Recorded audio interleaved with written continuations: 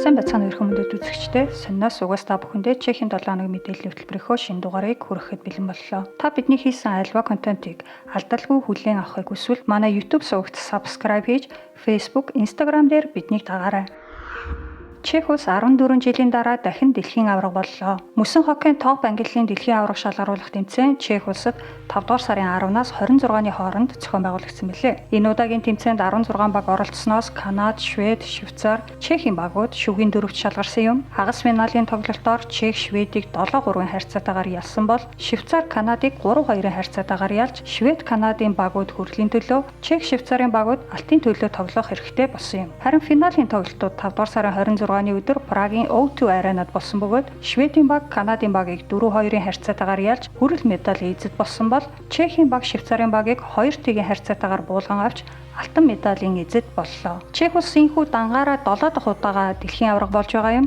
Харин 1993 оноос өмнө Словак улсын хамтаар 6 удаа дэлхийн аварга болж байжээ. Хамгийн сүүлд 2010 онд Германд болсон дэлхийн аварга шалгаруулах тэмцээнээр алтын төлөө Оросын холбооны улсын багтаа тоглон ялалт байгуулж алтан медалийн эзэд болсноос хойш бүтэн 14 жилийн турш чехүүд энэ ялалтыг хүсэн хүлээсэн билээ. Энэ удаагийн дэлхийн аварга шалгаруулах тэмцээн нь түүхэндээ хамгийн олон үзэгчид биеэр очиж үзсэн тэмцээн болсон байна. Тодорхойлбол тоглолт бүрийг дунджаар 12,000 үзэгч очиж үзсэн бол стадионд очиж тоглолт үзсэн нийт үзэгчдийн тоо 797,000-д хүрчээ. Мөн телевизээр үзсэн үзэгчдийн тооч рекорд тогтоосон гэнэ. Праг, Брно, Будёвица зэрэг Чехийн томоохон хотууд медалийн тоглолтуудын шууд дамжуулалтыг төвд албай дээрээ өргөн дэлгэцээр гаргасан юм. Аваргын төлөөх тоглолтын үеэр болон тоглолт дууссаны дараа чехүүдийн сэтгэл хөдлөл баяр хөөр тэнгэр тулсан мэт өндөр байлаа.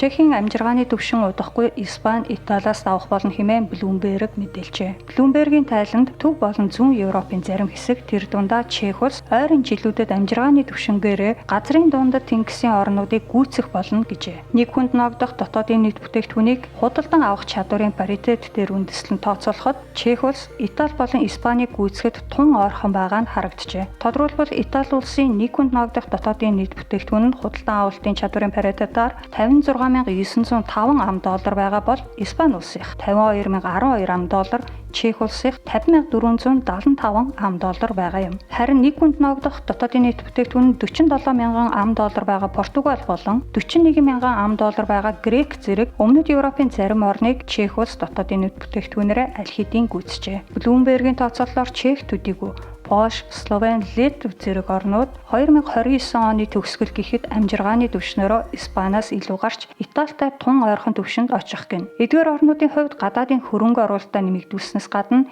Европын холбооны нэгдсэн зах зээлд нэвтэрсэн нь энэхүү эдийн засгийн ахиц дэвшилт хүрэх гол шалтгаан болсон гэж Bloomberg үзэж байгаа юм. Нөгөөтэйгүр төв болон зүүн Европын эдгээр орнууд энэхүү биелэгчийн хэрээр ажилчид илүү өндөр цалинтай ажлын эрэлт гарч улмаар хөдөлмөрийн зах зээлд ихээхэн хөдөлгөөн үүсч магадгүй бүр тодорхойгүй бөгөөд тогтворгүй байдалч бий болох магадaltaй гэнэ. Bloomberg-ийн дээрх тайлангаас гадна Eurostat-ийн судалгаанд ч мөн Чехийн эдийн засгийн эерэг өөрчлөлтийг онцолжээ. Тодорхойлбол Европын холбооны бүс нутгуудын 2022 оны бодит дотоодын нийт бүтээгдэхүүний тайланг энэ оны 2 дугаар сард Eurostat нийтэлсэн юм. Тус тайланд бүс нутгийн нэг хүнд ногдох дотоодын нийт бүтээгдэхүүнийг худалдан авах чадвараар нь нэрэмблэхэд Праг орчмын бүс нутаг 4-дүгээрт бичигдсэн байна. Гэсэн хэдий ч Creditas банкны ахлах эдийн засагч Петр Дуфек энэ оны эхээр Чехийн Новинки ЦЗ хэвлэлд өгсөн ярилцлагада нэг хүнд ногдох дотоодын нийт бүтээгдэхүүн нь тухайн бүс нутагт амжиргааны түвшин ямар байгааг бүрэн илэрхийлдэггүй гэдгийг онцолсон юм. Өөрөөр хэлбэл амжиргааны түвшин болоод компаниудын ашиг орлогын өсөлт тухайн бүс нутгийн дотоодын нийт бүтээгдэхүүний өсөлтөд нөлөөлж байгаа эсхийг ажиглах нь чухал гэжээ.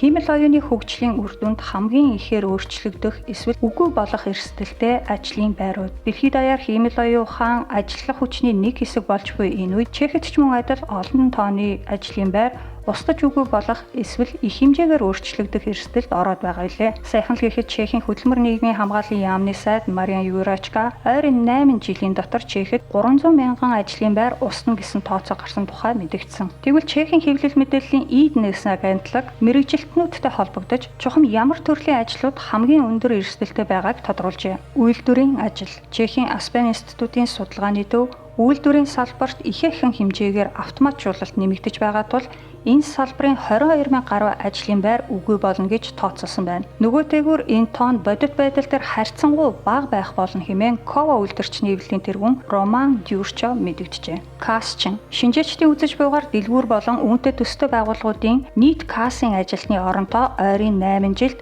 10%-аар буурах гэнэ. Супермаркетуудад өөртөө үйлчлэх касс сүүлийн жилүүдэд улам нэмэгдэж байгаа нь дээрх таамаглал биелэлээ олохын цондон гэж болно. Тэрч байтугай ямар ч худалдагч хамгаалтын ажилтангүй 100% өөртөө үйлчлэх дэлгүүрүүд Чехэд нэгдэд байгаа бөгөөд цаашдаач ийм төрлийн дэлгүүр үйлчилгээний газрууд улам нэмэгдэх хандлагатай байна. Аялал жуулчлалын агентууд хиймэл оюуны хөгжлийн улмаас устж үгүй болох өндөр эрсдэлтэй байгаа ажлуудын нэг нь аялал жуулчлалын агент хэмээн эдийн засагчид үзэж байна. Амралт, зугаалга, аялын үйлчилгээг онлайнаар захиалан авах боломж өргөн хүрээтэй болсон тул аялал жуулчлалын компаниуд олон байршилд салбар офисоо нээж хэд хэдэн агент суулгаж ажилуулах шаардлагагүй болсон. Чехийн аялал жуулчлалын салбарын нийт ажлын байрны 3/1 нь хиймэл оюуны тусламжтайгаар автоматчин хэмээн нэгэн мэрэгжилтэн өнгөрсөн жил хэлж байсан удаатай. Гэсэн хэдий ч энэ салбарын үйлчлүүлэгчдийн 90 орчим хувь нь бодит хүнтэй харьцаж үйлчилгээний талаар асууж лавлахыг илүүд үздэг хэмээн Чехийн аялал жуулчлалын байгууллагуудын холбооны тэргүүн Ян Папеш ярьсан байна. Дуудлагын төвийн операторууд чатбот, voicebot зэрэг бичгэн болон дуут автомат хариулагч ботуудыг бизнесийн байгууллагууд улам ихээр ашиглах болсноор хэрэглэгчтэй харилцах үйлчилгээний ажилтан дуудлагын төвийн операторууд олноор нь хөлсөлж ажилуулах шаардлага буурч байна. Хэдийгээр автомат хариулагч ботуудын ур чадвар одоогоор тун хязгаарлагдмал байгаа ч энэ нь ойрын хугацаанд өөрчлөгдөн сайжрах нь гарцаагүй. Гэхдээ хэрэглэгчид бодит хүнтэй харилцаж үйлчилгээ авахыг илүүд үздэг болохыг мэдээллийн технологийн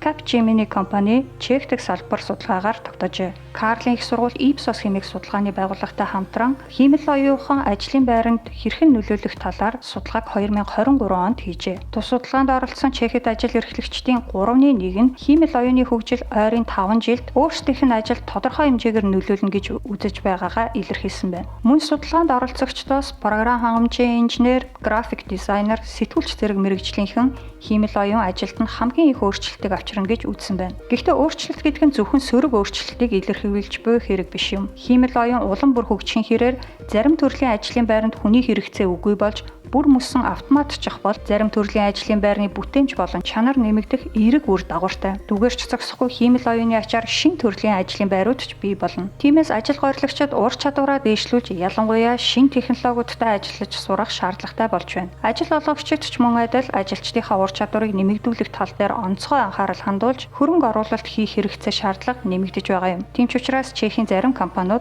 ур чадвар дэвшлүүлэх сургалт явуулдаг 3 дахь байгууллагуудтай хамтран ажиллаад эхэлжээ. Чехийн засгийн газар ч мөн энэ тал дээр тусгай бодлого хэрэгжүүлж эхлээд байна. Хөдөлмөрийн сайдын хэлснээр хиймэл оюуны нөлөөгөөр ойрын жилүүдэд хэдэн зуун мянган ажлын байр устгах хэдий ч эсвэргээрээ 2030 он хүртэл 520 мянган шинэ ажлын байр бий болох гэнэ. Чехэд ихэнх эмч нар өндөр настай болсноос үүдээд эрүүл мэндийн салбар боловсон хүчний хомсдолд ороод байна. Чехийн эрүүл мэндийн мэдээлэл статистикийн хүрээлэн тус улсад эмч нарын хомсдол ноцтой түвшинд хүрсэн талаар мэдээлжээ. Эмч нарын хомсдол нь ялангуяа өсвөр нас хүүхдийн эмч нарын дунд илбэг байгааг нь. Тодорхойлбол бага болон өсвөр насны хүүхдийн ерөнхий эмч нарын тал хувь нь тэтгэврийн насандаа хүрсэн байна. Үүнээс үүдээд мэс заслын тоо буурснаас гадна одоогийн байдлаар Чехэд 1100 эмчийн ажлын байр хоосон байгааг нь. Ажиллах хүчний хомсдол хамгийн өндөр байгаа эрүүл мэндийн салбар нь сэтгцийн эрүүл мэндийн салбар юм. Ялангуяа хүүхдийн сэтгцийн эрүүл мэндийн нарийн мэрэгжилтэн ихээхэн дутагдaltaй байгааг нь. Улсын хэмжээнд энэ төрлийн ердөө 157 мэрэгжилтэн одоогоор ажиллаж байгаагаас 3/1 нь тэтгэврийн насандаа хүрэхэд ойрхон байгаа юм. Ерөнхийдөө хүүхдийн эмч маш ихээр дутагдж байна. Улсын хэмжээнд ойролцоогоор 390 мянган хүүхэд ерөнхий эмчгүй байна. Эрчим тэмчилгээ болон сахарын өвчний мэрэгжилтнүүдийн хүрэлцээ бас маш дутмаг байна. Чех улсын хувьд чихрийн шижнээр өвчлөгсдийн тоо их хэмжээгээр нэмэгдэж байгаа бөгөөд 2030 он гэхэд 1 саяд хүрнэ гэсэн тооцоо бий. Гэтэл энэ чиглэлээр ажиллаж буй эмч нарын 30% нь тэтгэврийн насандаа аль хэдийн хүрчээ. Үүнээс гадна мэс заслын эмч нарын эрэлт их байна. Одоогоор ажиллаж буй мэс засалчдын 50% нь тэтгэврийн насандаа хүрсэн бөгөөд ойрын 10 жилийн хугацаанд 1000 мэс засалч тэтгэвртээ гарах гэнэ. Гэтэл жилд дунджаар ердөө 50 оюутан л мэс засалчийн мэрэгчлэр төгсдөг байна. Харшил, дотор, невролог, анестезиолог, эрчим тэмчилгээ, эмгэг судлалын салбарууд ч бас ажиллах хүчний асуудал асуудалтай байна. Энэ асуудалтай холбогдуулан эрүүл мэндийн салбарт томоохон өөрчлөлтийг хийхгүй бол 2025 он гэхэд 60-аас дээш насны эмч нар Чехэд ажиллаж буй нийт эмч нарын 30%-ийг эзлэх болно гэсэн тооцооллыг 2018 онд хийж байжээ. Гэхдээ сүүлийн жилүүдэд анагаахын чиглэлээр төгсөгчдийн тоо нэмэгдэж байгаа нь найдвар төрүүлж байгаа юм. Тодорхойлбол 2017 онд улсын хэмжээнд анагаахын факультетэд сурч байсан оюутны тоо 21292 байсан бол төгсөгчдийн тоо 2500 байснаас 1100 орчим нь их эмчээр төгсөж байжээ. Харин одоогийн байдлаар анагаахын факультетэд сурч буй оюутны тоо 26800 болж нэмэгдсэн байна. Чехийн ерөнхийлөгч мотоциклоос унж эмнэлэгт хүргэжээ. Өдгөө 62 настай Чехийн ерөнхийлөгч Петр Павел 5 дугаар сарын 23-ны пүрэв гарагт мотоциклтэй явж байгаад гэмтэл авч эмнэлэгт хүргэгдсэн байна. Ерөнхийлөгчийн тамгын газраас мэдээлснээр ерөнхийлөгч мотоциклийн хаалттай сургалттай зам дээр хурд багтай явж байгаад унаж хөнгөн гэмтэл авсан гин. Түүнийг тэр даруй цэргийн төв эмнэлэгт хүргэсэн бөгөөд хэд хоногийн турш эмчийн хяналтад байх гин. Мөн ажлын хуваарьт нь өөрчлөлт орохгүй 27-ны даваа гарагт төлөвсөн ёсороо Йордан руу нисэн хэмээн ерөнхийлөгчийн хэвлэлийн төлөөлөгч Вит Коллаж мэдэгдэжээ. Осол авто зам дээр бус сургалтын зам дээр гарсан хөнгөн осол учраас цагдаагийн газраас хэрэг үүсгэж шалгахгүй гэдгээ мөн мэдэгдсэн байна. Ерөнхийлөгч Петр Павел мотоцикл унах хоббитой гэдгээрээ алдартай бөгөөд ерөнхийлөгчийн албан тушаалыг авснаасаа хойш чөлөөт цагаараа мотоцикл унсаар байгаа. Өнгөрсөн зуун жил гэхэд түүний дуулага өмсөлгүй мотоцикл унаж яваа бичлэг олон нийтийн сүлжээнд тарахад хил ам дагуулсан удаатай. Бичлэг дэлгэрсний дараа тэрээр олон нийтээс албан ёсоор уучлал хүсч бусдын буруутай үйлдэлээс болж эрүүл мэндээрээ хохирсон мотоциклчдод зориулан хандив өргөхөөр болсон тухайга зарлаж байсан юм. Цэргийн албанаас генерал цолтой тэтгэвртэй гарсан ерөнхийлөгч Петр Павел нь эрүүл чирэг биетэйгээрээ бахархах дуртай нэгэн бөгөөд өнгөрөгч 2 дугаар сард л гэхэд шүхрээр нисэж байсан юм. Харин сар гарахны өмнө тэрээр Ухерский Брод дахь зэвсгийн үйлдвэрээр зочлохдоо урт буугаар буудаж байгаад бас л хөнгөн гэмтэл авсан. Ерөнхийлөгчийг Острожска лухотод айлчлах үеэр түүний хөмсгөн дунд 2 см хэртэй шин шарах бий болсныг хэвлэлийнхэн анзаарсан бөгөөд энэ талаар нь лавлаж асуухад тэрээр өмнөх айлчлалынхаа үеэр буудлын талбай дээрээс авсан хөнгөн гэмтэл хэмээн тайлбарласан юм. Пезен хотод хөл бөмбөгийн фанатуудын хооронд ширүүн тулаан болжээ. Жил орчмын өмнө Праг хотод хөл бөмбөгийн фанатууд Women самуун дэгдээсэн талаар бидүрд нь мэдээлж байсан билээ. Тодорхойлбол 2023 оны 6 дугаар сарын 7-нд Европа Конференц лигийн финалийн тоглолт Праг хотод Италийн Фиорентина болон Английн West Ham багуудын хооронд болсны дараа тэдгээр багуудын хөгжөөн дэмжигчид хоорондоо маргалдаж томоохон Women дэгдээсэн түүхтэй. Тухайн үед Women-ээс болж 3 хүн бэртсэний нэг нь хүнд гэмтлийн улмаас эмнэлэгт хүргэгдэж байсан бол 16 үнийг цагдаагийнхан баривчилж саатуулж байлаа. Харин саяхан буюу 5 дугаар сарын 22-нд Пилсен хотод хөл бөмбөгийн Чех фанатуудын хооронд ширүүхэн тулаан болсон байна. Чехийн хөл бөмбөгийн дээд лигийн аврах шалгаруулах тэмцээн буюу Молк Капын финалийн тоглолт өнгөрөгч 5 гарагт Пилсений Дүүсэн аренад болсон юм. Аврагын төлөө Пилсений Виктория, Прагийн Спарта багууд тоглосон бөгөөд тоглолт 2-1-ийн харьцаатаагаар Спарта багийн ялалтаар өндөрлсөн юм. Тоглолтын цаг дуссныг гэлтгэн шүүгч шүглээ үлээмэгц талбайн эзэн багийн хөгжөөн дэмжигчид тоглолтын талбайд гарцгааж ялагч багийн дэмжигчдийг өдөж маргааныг эхлүүлсэн байна. Улмаар хөгжөөн дэмжигчдийн хоорондох маргаан ширүүсч зодоо нүдэндээ хүрээ зогсохгүй гарт тааралцсан эд хогшлоо шидэлцэж эхэлсэн байна. Тэрч бүхэл тоглолтыг шууд дамжуулж байсан Чех телевизэн хөтлөгч зураглаач нарыг ультра фанатуудын шидсэн сандал онож шууд дамжуулалтыг тасалдуулжээ. Тоглолтыг зохион байгуулагчид тоглолт эхлэхээс өмнө уг нь хоёр багийн хөгжөөн дэмжигчдэд зөв бус үйлдэл хийхгүй байхыг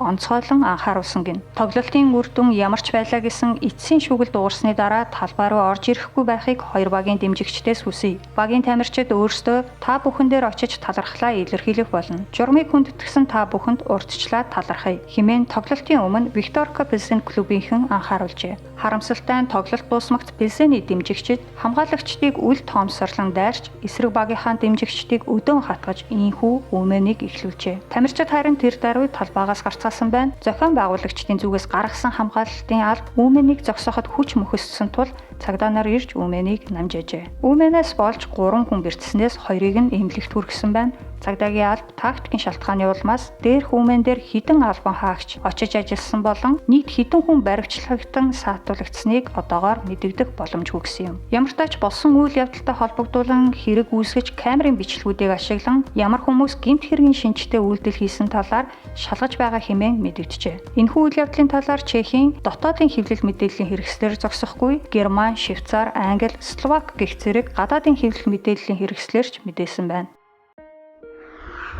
Одоо та бүхэндээ ойрын өдрүүдэд буюу 6 дугаар сарын эхний хагаст Чех улсад болох урлаг соёлын томоохон арга хэмжээнүүдийн талаар мэдээг хүргэе. Сүмийн үдэш. 6 дугаар сарын 7-ны баасан гаригийн үдэш Чех улс даяар 1700 гаруй сүм дуган олон нийтэд үе таалгаа нээн. Ноц Костелло буюу сүмийн үдэш хэмээх энэхүү арга хэмжээ нь жил бүр болдог бөгөөд энэ жилийн арга хэмжээний ерөнхий сэдэв нь адислах ёс байх гин. Энгийн үед олон нийтэд хаалттай байдаг сүмийн хэсгүүд энэ үеэр нээгддэг тул та бүхэн сонирхсан сүмдээ үнгүй орж үзэж танилцахаас гадна концерт, театрчилсан тоглолтыг ч үзэх боломжтой. 2009 оноос хойш уламжлалт болон зохион байгуулагдж буй энэхүү арга хэмжээний талаарх дэлгэрэнгүй мэдээллийг Ноц Костелло цэг ЦС сайтаас аваарай.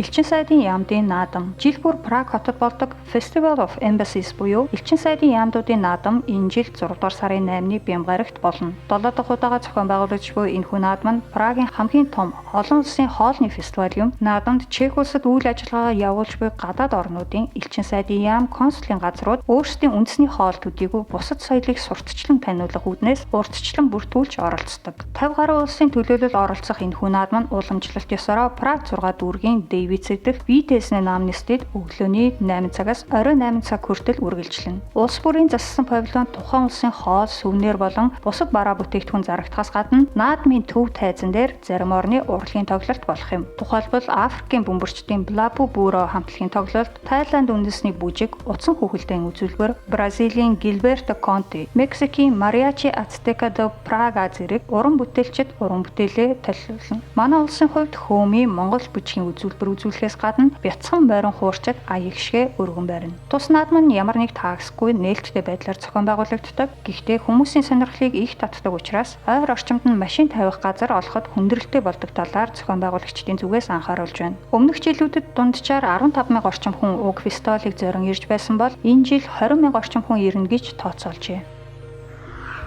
Цэцэрлэгт хүрээлэнгүүдийн нээлттэй өдөр 6 дугаар сарын 8-9-ний амралтын өдрүүдээр Чех улс даяар цэцэрлэгт хүрээлэнгүүдийн нээлттэй өдөр болно. Энэ жилийн арга хэмжээнд томоохон цэцэрлэгт хүрээлэнгүүдээс гадна энгийн үед олон нийтэд хаалттай байдаг хувийн цэцэрлэгт хүрээлэнгүүдгээд нийт 200 гаруй хүрээлэн оролцох гин. Түгэрч зогсохгүй хувийн эзэмшлийн орд харш, түүхэн дурсгалт хийд дугна, оршуулгын газар, ботаникийн цэцэрлэг, цэцгийн хүлэмж зэрэг сонирхолтой объектууд ч мөн хамрагдаж байгаа аж. Хөтөлбөрт хамрагдаж буй бүх газрын мэдээллийг Weekend Autovsheni Сахарад цэг ЦС вебсайтаас авах боломжтой. Эндээс та хөтөлбөрт оролцож буй газруудыг байршлаар нь болон төрлөөр нь шүн харж болно. Прагийн музейн үдэш. Чехийн 20 дахь удаагийн музейн үдэш фестивал энэ оны 5 дугаар сарын 17-наас 6 дугаар сарын 15-ны хооронд үргэлжилж байгаа билээ. Энэ удаагийн наадмын нээлт 5 дугаар сарын 17-нд Пардубице хотод болсон юм. Праг хотын хувьд жилбэр болдог энэхүү наадамд сүүлийн 4 жилийн хугацаанд ковидын улмаас оролцоогүй байсан юм. Харин энэ жил Праг хотод музейн үдэш арга хэмжээ 6 дугаар сарын 15-ны өдөр зохион байгуулагдахаар болжээ. Тус арга хэмжээнд Прагийн 30 гаруй музей, галерей оролцох бөгөөд эдгээр газруудаар 6 дугаар сарын 15-ны өдөш 19-с 24 цаг хооронд зочлоход үнгүй байх юм. Прагийн музейн үдэшийн хөтөлбөр болон оролцогч байгууллагуудын талаарх мэдээллийг Пражский музейний ноц цэг ЦС сайтаас авах боломжтой. Чехийн 7 хоног мэдээллийн хөтөлбөртэй хамт байсан үзэгчдэнд баярлалаа. Таны энэ 7 хоногийн ажил үйлсэд амжилт хүсье.